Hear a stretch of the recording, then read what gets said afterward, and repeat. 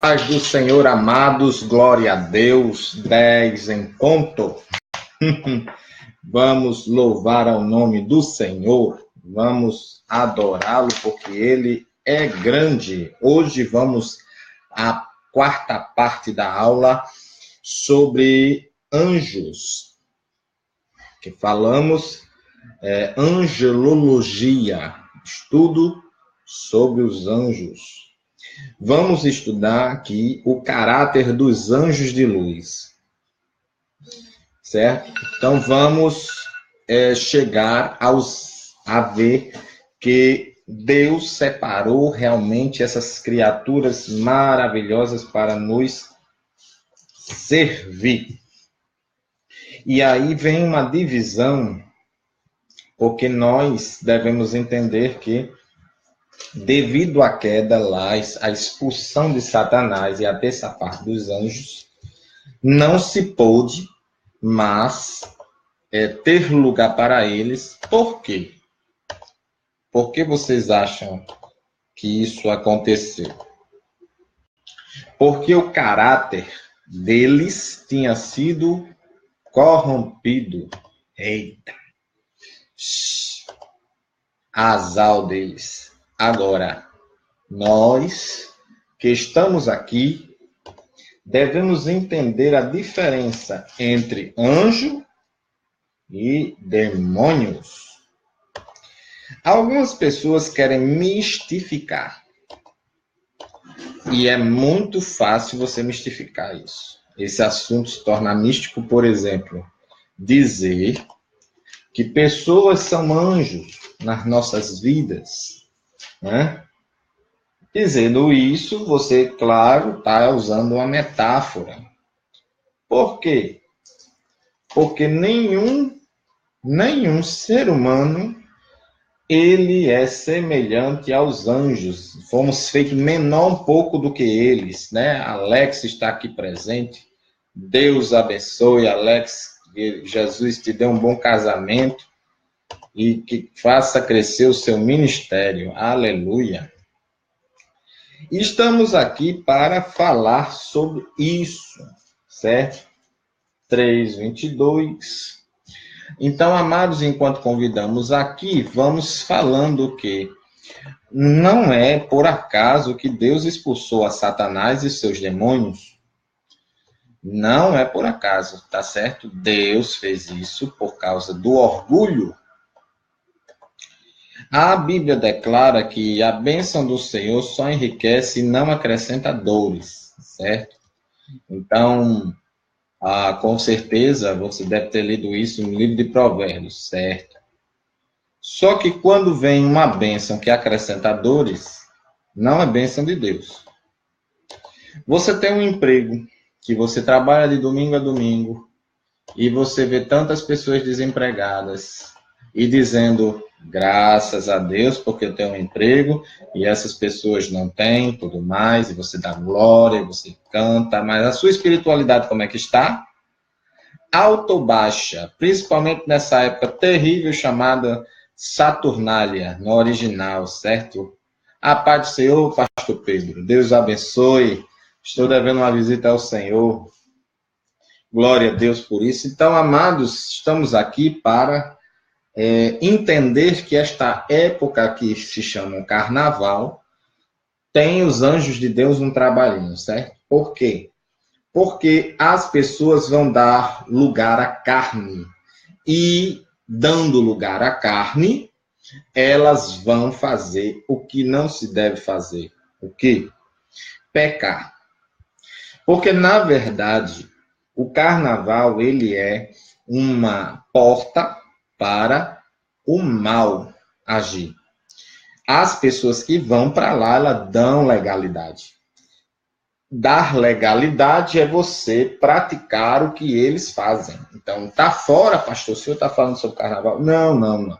Estamos na matéria chamada anjos. Só que você deve entender, amado, que um assunto leva a outro. A gente está nessa época aonde os demônios, eles são o oposto do que eu vou dizer aqui. Eles são o oposto dos demônios. Por exemplo, primeira passagem que eu coloquei já na live aqui, que é o Salmo 103, versículo 20. Vai dizer o seguinte: bendizei ao Senhor vós, seus anjos. Vamos dar uma pausa aqui. O que você entende por seus anjos? Quer dizer que tem anjos que é de Deus e anjos que não são mais de Deus. Os anjos, seus anjos, quer dizer que esses anjos que ele está falando aqui são os anjos dele. Então a gente está falando aqui, nesse versículo, ele está falando de angelologia. Ele não está falando de demonologia. Entendeu aí a diferença? Então, você tem que ver que a intensidade de a batalha de um anjo com o outro, né, é muito sangrenta. E só que tem uma coisa que você vê naquele ápice, quando você está numa competição de artes marciais, que não é esporte. Eles mesmos dizem, são arte, é uma arte marcial. Então, quando você chega lá na competição e você vai lá e batalha e tudo mais, o seu sangue fica quente ou não fica? Hein? O que vocês acham? Esquenta, seus neurônios estão trabalhando, seus músculos estão contraídos e você fica muito, mas muito alerta. Então, os anjos não têm o sangue. Não tem o sangue neles. Eles não têm um corpo como o nosso. Está lá no Salmo capítulo 8, aliás, número 8, perdão. Salmo é um livro de cântico, não é um livro de capítulo.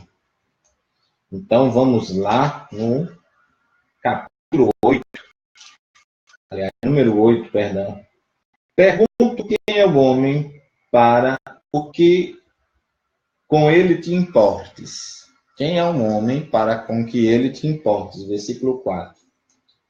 E o filho de Adão, ou o filho do homem, para que venhas visitá-lo.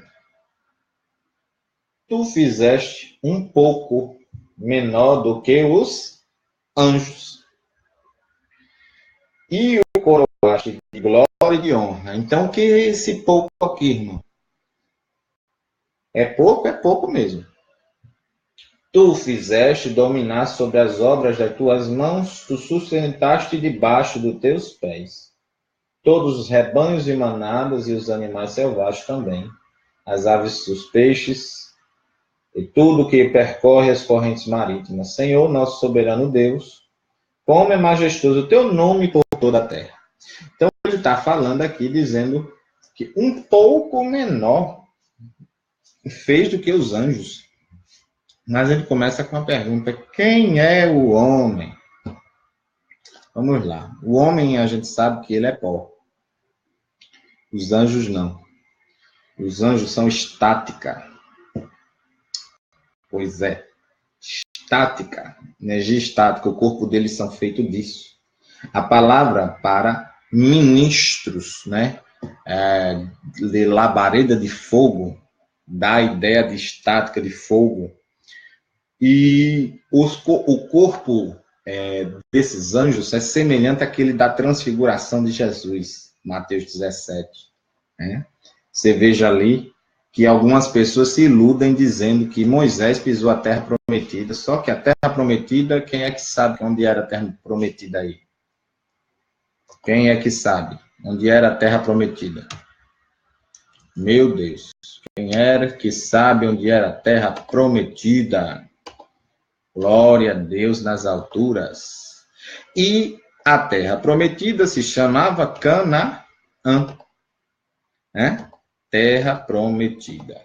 Certo? Agora, terra prometida, Canaã. Como é que Moisés pisando em Jerusalém seria a terra prometida?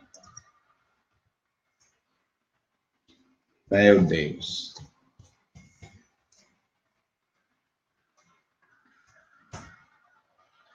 Glória a Deus, né?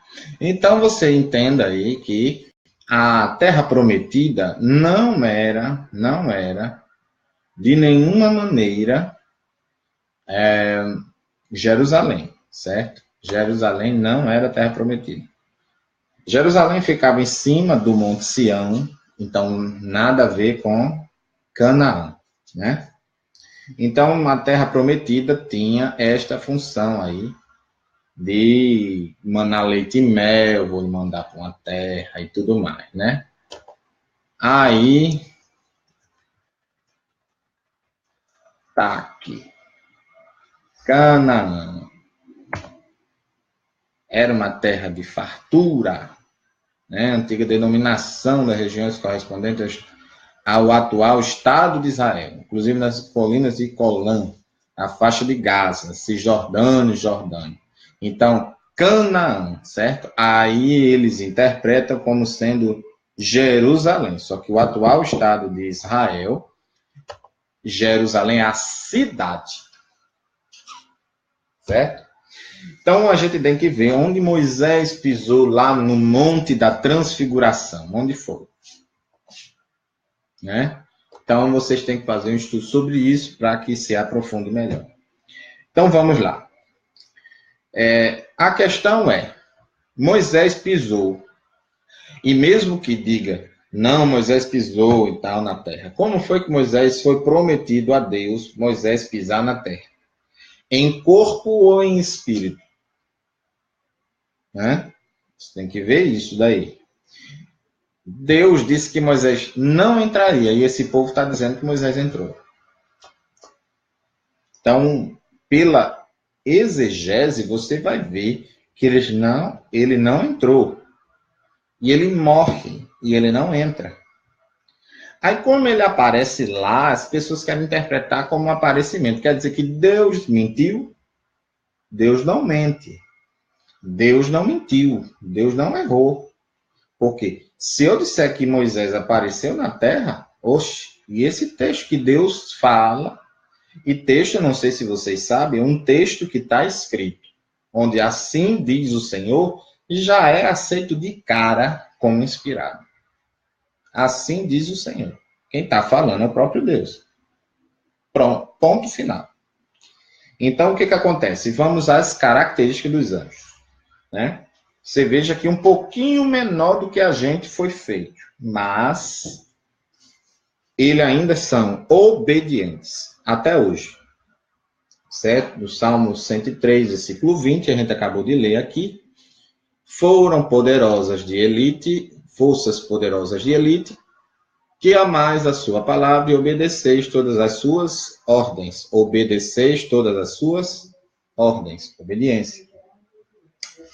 1 Pedro 3, 22 diz assim: o qual, havendo subido ao céu, reina à direita de Deus, e a ele estão sujeitos todos os anjos, autoridades e poderes. Então, a Jesus está sujeito todos os anjos, autoridades e poderes. Então, primeira coisa, o ser humano ele é desobediente. Se você escutou já aquela frase, o que é proibido é melhor, isso é da natureza humana inventar esse tipo de frase. A gente está numa época em que o homem peca e diz assim, não me... Só que a Bíblia não diz que é para você pecar e que eu não tenho direito a lhe julgar porque você está pecando. A Bíblia diz que não é para me condenar. Eu não tenho legalidade, nenhum pastor tem legalidade para condenar, fazer um julgamento condenatório, como eu vi alguns fazendo sem ter o direito de fazer, dizendo, fulano vai para o inferno. Quando ele estiver vivo e se arrepender, tem a chance de se arrepender, ele não vai. Então, esta legalidade ninguém tem, porque ninguém sabe o futuro. E ninguém tem o poder sobre o outro. Vigia aí. Mas você tem João 7, versículo 24. Agora é manto. João 7, versículo 24. Meu Deus, aleluia. É forte. Sucessivos versículos, quando envolve julgamento, inclusive Paulo fala, não julguem o seu irmão, certo? Para condenar, jamais. Mateus 7 fala sobre isso. Mateus 7 é um julgamento hipócrita. Tira a trave do seu olho, para depois tirar o largueiro ou o cisco do olho do seu irmão. E ele fala, hipócrita, falso, né? Em outras palavras. Está aqui Mateus 7, 24. Não julgueis de acordo com a aparência. Vírgula. Já tem uma primeira orientação aqui para você e para mim. Se for julgar, não pode ser pela aparência. Ah, fulano está ali naquele boteco, está ali naquele canto, está ali naquela coisa, sentada, mas fulano está comprando água. Estava com sede, só tem aquilo por perto. Infelizmente. Ou felizmente, para a salvação dele, tem a água pura e sem álcool. Ou glória. Paga R$1 e recebeu. Amado, alguém vendo de fora, julgando pela aparência, vai dizer, aqueles irmãos não têm doutrina. Aqueles irmãos não estão fazendo o que é devido. Aqueles irmãos e tudo pela aparência, como aqui condena. Mas decidi com justos julgamentos. A segunda parte, a segunda verdade, complementa. Não é para você julgar pela aparência, mas com justos julgamentos, de acordo com a palavra. Então, para quem está no carnaval e chegar para você dizendo, não me julgue, diga assim, vá se converter, porque a Bíblia diz que não é para você ir para carnaval. A Bíblia diz, e meta marreta nas igrejas.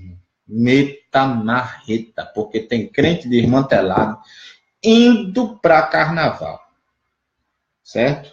E eu estou gostando da oração dos irmãos, que eu soube que tem uns irmãos orando, metendo fogo na brasa, fogo na seara dos filisteus com força, e orando, dizendo, Senhor, acaba com essa conversa de carnaval. Meu irmão, esse ano foi fogo. E aqui o Estado proibiu. Quem quiser que se vire, tire do próprio bolso.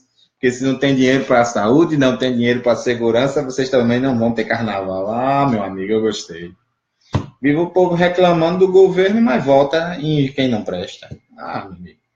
Só Jesus. Segunda coisa aqui, eles são reverentes. O obediente, na parte do obediente, eles cumprem os seus encargos sem questionar e sem vacilar. Reverentes. Reverência, respeito e veneração marcado pelo temor. Certo? Então, reverência. Teve uma pessoa que chegou e disse, pastor, dançar na igreja. Eu disse, que dança na igreja? O jogral não pode. Arte dentro da igreja não pode. E que falta de reverência as irmãs estão tendo. Mostrou as fotos e as irmãs estavam todas compostas. Aí eu analisando o texto, respeito, culto, que é veneração, né? Marcado pelo temor. As irmãs estavam atendendo, então elas estavam em reverência. Esse temor não é medo, mas significa reconhecimento do poder superior de Deus, e as irmãs estavam gesticulando.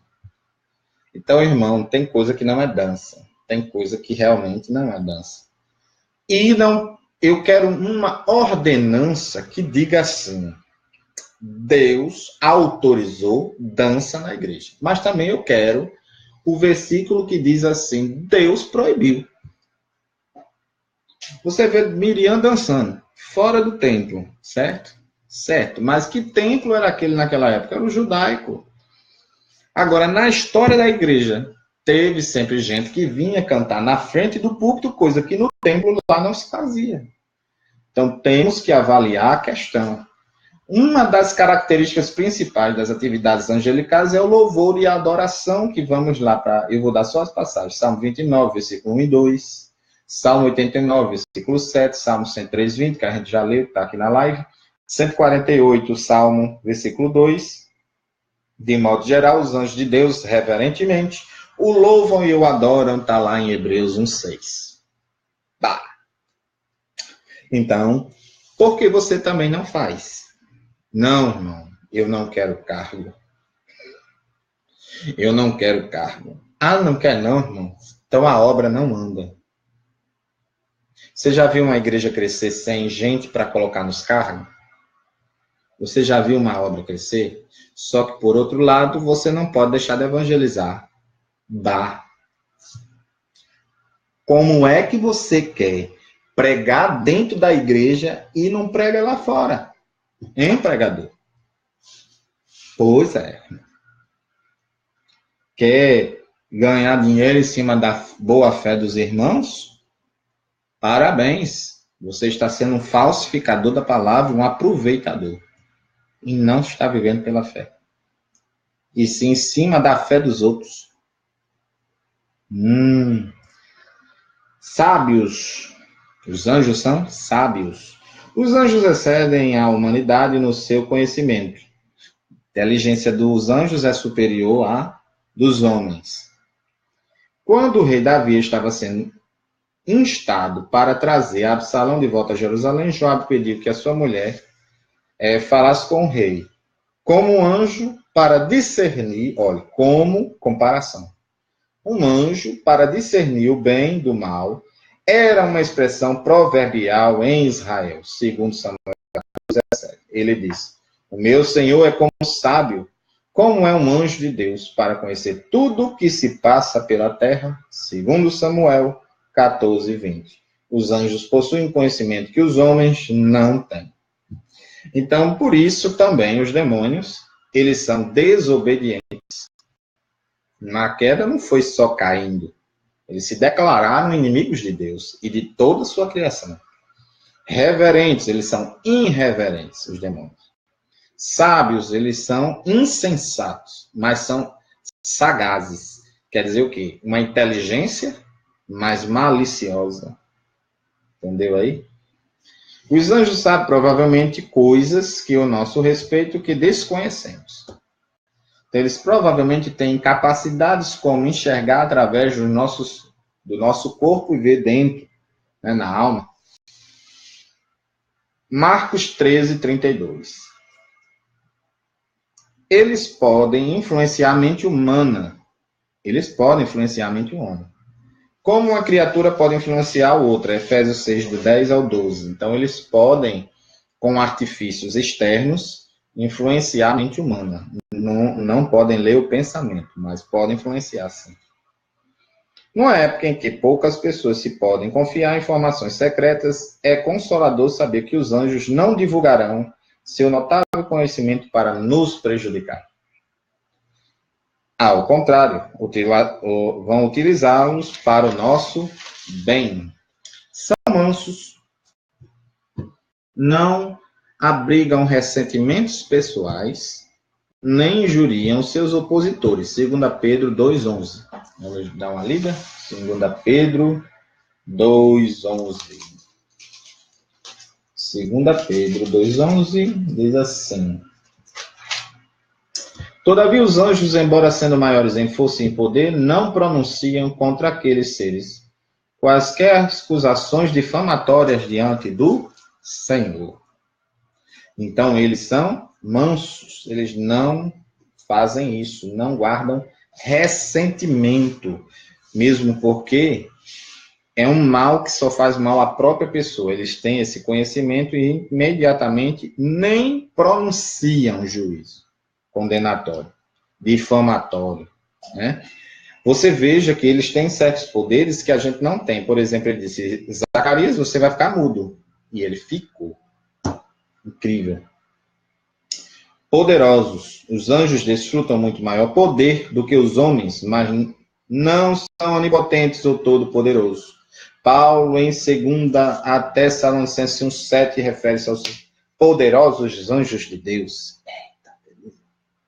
Em termos de poder material, os anjos são dinamite de Deus. A palavra em grego para dinamite é dunamis, que vem também dinâmica, explosão. Então, eles são dinamite de Deus, explosão de Deus, né? Em 2 Pedro 2,11, lemos: os anjos são maiores em fortaleza e em virtude do que os homens, não pronunciam contra este juízo de execração, ou seja, difamatório, perante o Senhor. Aqui o testemunho de Pedro reforça o de Paulo. Devemos também notar que foi necessário apenas um anjo para matar os primogênitos do Egito no tempo de Moisés, que é chamado do anjo da morte, que é conhecido como Rafael, em livro de Tobias, certo? Em outros livros e outros escritos também, ele é indicado como anjo da morte. Só que eu prefiro ficar no anonimato desse anjo e chamá-lo de anjo da morte. Sabe por quê, irmão? Porque o anjo de Tobias, o livro de Tobias da Bíblia Católica, ele fala claramente que aquele anjo mentiu. E anjo de Deus não mente. É complicado alguém acreditar que aquilo é um anjo de cura. Porque ele pegou o fígado do peixe, depois vocês dão uma lida. O fígado do peixe, mandou queimar, fazer ali um assado e a fumaça expulsou o demônio. Olha, diga aí, irmão. Macumba. Macumba, meu. Aleluia. Isso é uma coisa terrível. Mas tá lá, preto no branco, e ele fez isso. Então, amados, glória a Deus. Prosseguindo, Salmo 113, versículo 20, diz: os anjos de Deus que primam pela força, em nenhum outro lugar das Escrituras, essa força se manifesta mais dramaticamente do que no clímax desta era. Em seguida, a batalha do Armagedon, as Escrituras descrevem o que acontecerá a Satanás. Ele deverá ser atado e jogado num poço sem fundo. Meu Deus. Mas que poder afora do próprio Deus poderá fazer isso a Satanás, que é só um anjo que prende ele lá, viu? Mas a respeito de cujo poder todos ouvimos referências e cujos desígnios maléficos experimentamos. A Bíblia diz que um anjo virá do céu. Só um. Que ele não conseguiu converter. Né? Satanás não conseguiu convencê-lo a chegar e cair. Ou seja, desconverter, na verdade, né? E lançará no poço quão grande é o poder de um dos poderosos anjos de Deus. E todo mundo pensa que Satanás pegou os melhores. Não. Tem uns que eram muito bons, mas todo aquele que vai para o pecado, ele se torna mau. Santos. Para a gente encerrar aqui, a última qualidade. Santos não é perfeito. Santo é separado para uma obra. Certo? Em Apocalipse, os anjos são identificados como santos. Isso implica que eles foram colocados em um estado eterno de santidade. Então, eles não podem se misturar com o pecado e com o mundo. Naturalmente, eles não fazem isso. Apocalipse 14:10, outros textos das Escrituras e outra. Eu vou dar aqui um presente. Tem no livro de Apocalipse também um anjo. Quando a pessoa de João vai se dobrar, ele diz: não faças tal coisa, adora a Deus. Então tem gente querendo adorar anjo. Isso é heresia. Outros textos das Escrituras os identificam como santos. Mateus 25:31, Marcos 8:38, Lucas 9:26, Atos 10:22. Para o distinguir dos anjos caídos, João 8:44 e 1 João 3, do 8 ao 10. E aqui nós encerramos dizendo que estes anjos, eles têm um caráter construtivo. Eles jamais vão pecar contra Deus. No entanto, Satanás tinha uma inveja e queria sentar no trono de Deus. Só que imagina a situação, irmão. Deus lá sentado, e Satanás bolando o plano, e Deus já vendo tudo, porque Deus enxergava, e Deus dando corno. Parado, sentado. Quando tudo está concretizado, vamos dar o golpe agora, Deus fala assim: Lúcifer, vem cá. Fulano, Cicrano, Beltrano, Sim, Senhor. O que o Senhor quer?